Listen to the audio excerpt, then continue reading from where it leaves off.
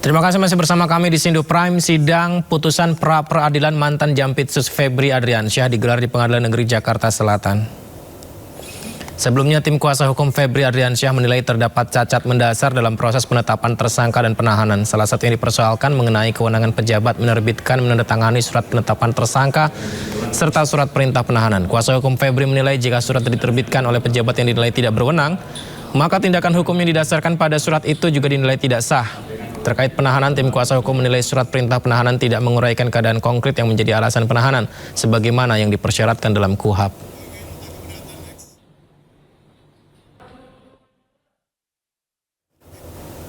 Pengadilan Tindak Pidana Korupsi kembali menggelar sidang lanjutan perkara dugaan korupsi kuota haji dengan terdakwa mantan Menteri Agama Yakut Khalil Qaumas. Dalam sidang ini, hakim membacakan putusan sela atas nota keberatan atau eksepsi Yakut. Dalam putusan selanya, Pengadilan Tipikor menolak atau tidak menerima seluruh nota keberatan diajukan Yakut. Dengan demikian, sidang akan dilanjutkan ke pokok perkara. Pihak Yakut pun menghormati putusan sela itu, namun menegaskan bahwa putusan sela bukanlah final, melainkan bagian proses hukum kasus dugaan korupsi kuota haji.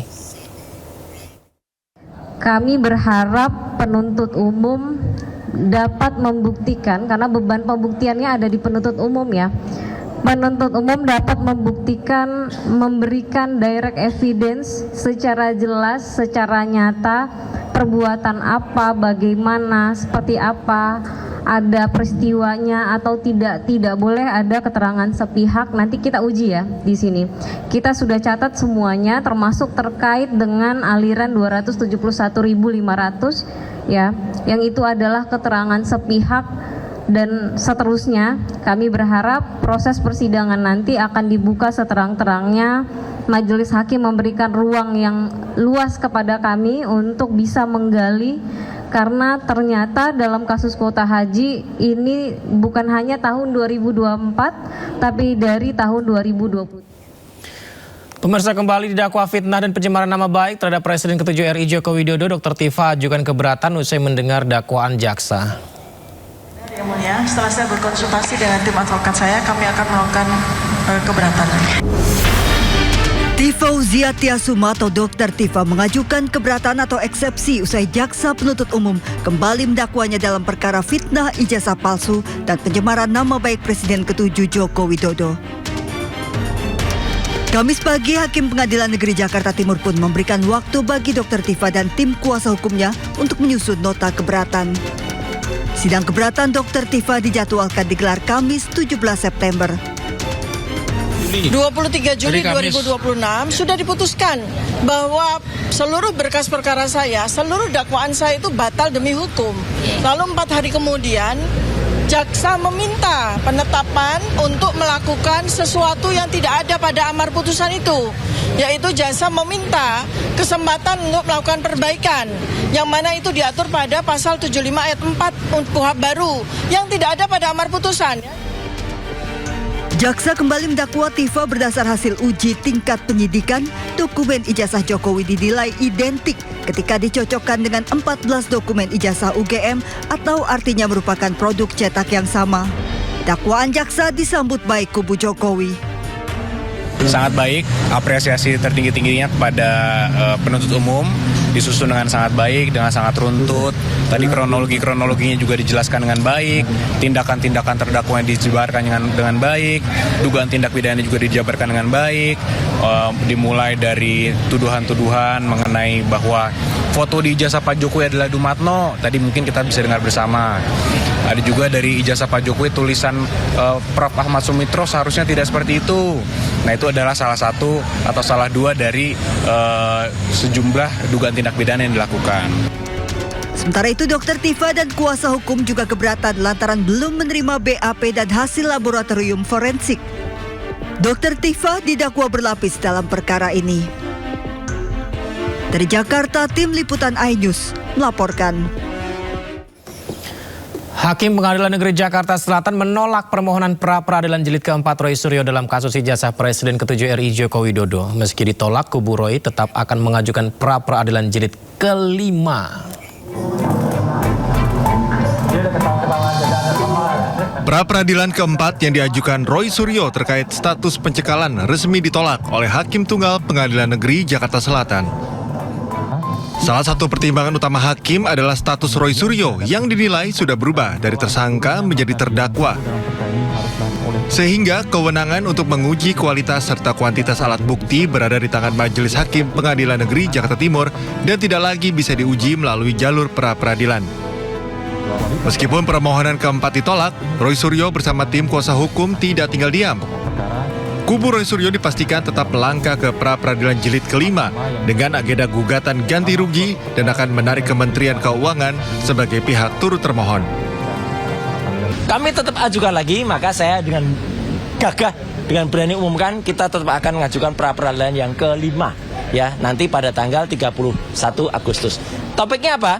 Tentu ini sebenarnya tidak bisa disalahkan karena itu akibat dari putusan hakim ini juga, yang hakim mengatakan waktu itu ada hak konsekuensi, ada hak ganti rugi yang bisa kita mohonkan, dan kita mohonkan di pra-peradilan ketiga, ternyata kita dilakanakan kurang. Sementara kuasa hukum Roy Suryo, Refli Harun, menyayangkan putusan hakim yang menolak permohonan pra-peradilan keempat Roy Suryo. Refli menyebut pra-peradilan merupakan instrumen untuk menguji tindakan penyidik maupun penuntut umum, termasuk dalam kaitannya dengan perlindungan hak asasi tersangka. Karena itu pihaknya mempertimbangkan untuk menguji pasal 163 KUHP ke Mahkamah Konstitusi.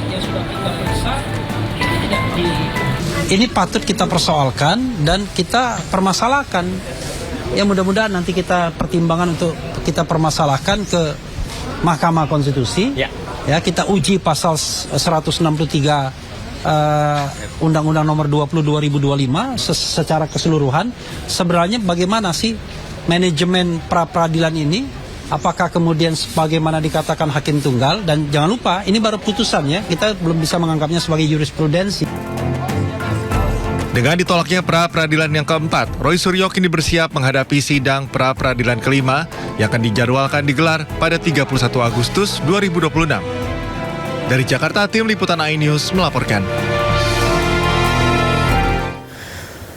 Ketua Umum Projo Budi Aris Setiadi menyampaikan klarifikasi soal video viral dirinya yang menyinggung percepatan pemilu dalam sebuah forum. Dalam pernyataannya, Budi Ari menyampaikan permohonan maaf kepada pihak yang tidak berkenan atas analisis dirinya dalam video itu. Ia menyebut analisis dan pernyataannya merupakan tanggung jawab pribadi. Pernyataan itu tak berkaitan dengan Presiden ke-7 RI Joko Widodo yang ikut hadir dalam acara. Budi Ari menegaskan dirinya siap bertanggung jawab dan menerima segala konsekuensi atas pernyataannya. Sementara Presiden ke-7 RI Joko Widodo belum memberikan pernyataan terkait masalah itu. Sehubungan dengan viralnya pernyataan dan analisa saya dalam sebuah pertemuan di Jakarta baru-baru ini yang menimbulkan spekulasi dan berbagai salah penafsiran, saya Budi Aris Setiadi memohon maaf kepada pihak-pihak yang kurang berkenan dan nyaman dengan pernyataan saya tersebut. Pada kesempatan ini saya ingin menyampaikan, 1. Pernyataan dan analisa tersebut merupakan pernyataan dan analisa pribadi saya. Kedua, pernyataan tersebut tidak ada hubungan dan mengkaitnya dengan Bapak Joko Widodo. Yang ketiga, saya siap bertanggung jawab dan menerima segala konsekuensi karena analisa dan pernyataan saya tersebut. Terima kasih.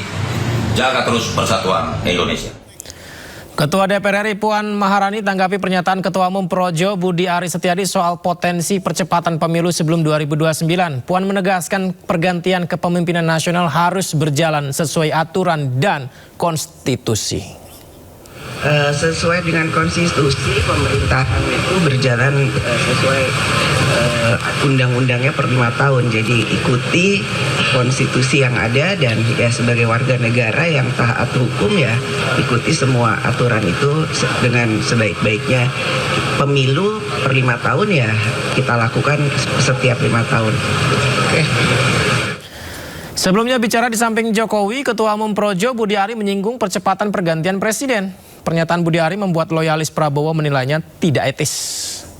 Saya ingin sampaikan, tadi saya sudah bisik ke Pak Jokowi, Pak, kok insting saya ini lebih cepat dari 29. Pernyataan Ketua Umum Projo Budi Aris Setiadi terkait potensi akselerasi pergantian presiden sebelum 2029 ini viral di media sosial. Paparan Budi Ari disampaikan di samping Presiden ke-7 RI Joko Widodo mengenai dinamika politik karena banyaknya anomali yang mendorong percepatan perubahan politik di luar skenario konvensional pemilu 5 tahunan. Budi Ari mengimbau relawannya untuk mempersiapkan diri menghadapi semua kemungkinan. Tetapi saya ingin sampaikan, tadi saya sudah bisik ke Pak Jokowi, Pak, kok insting saja ini lebih cepat dari 29? Apakah kita mau? Belum tentu kita mau. Kita masih ngomong pemilu 29, pemilu 29. Kalau terjadi percepatan gimana? Oke. Kita siap nggak? Siap. Cuma maksud saya terjadi anomali variabel di masyarakat yang membuat kita tidak hanya sekedar memikirkan skenario konvensional. Langkah-langkah, tahapan-tahapan yang sebagaimana mestinya. Ini terjadi yang namanya, kalau menurut pendapat saya, terjadinya yang namanya patahan sejarah. Bagaimana tahun 97 tiba-tiba pemilu berikutnya 99. Dan potensi ini bukan tidak ada, sangat besar. Pernyataan Budi Ari menuai kecaman dan dinilai tidak etis oleh loyalis Prabowo. Bukan mau menggunting dalam tikungan, menggunting dalam lipatan, itu nggak etis ya. Itu kemunduran dalam demokrasi. Saya rasa nggak tepat juga. Ya, kita tahu upaya sistematis yang tengah berjalan, tengah berproses untuk upaya-upaya menjatuhkan Prabowo, bahkan mungkin mendegradasi, mendorong nama Prabowo dengan tujuan apa? Memancing kemarahan masyarakat untuk semakin membenci Prabowo dan bahkan kalau kita tidak antisipasi ya penggulingan paksa Prabowo itu akan terjadi.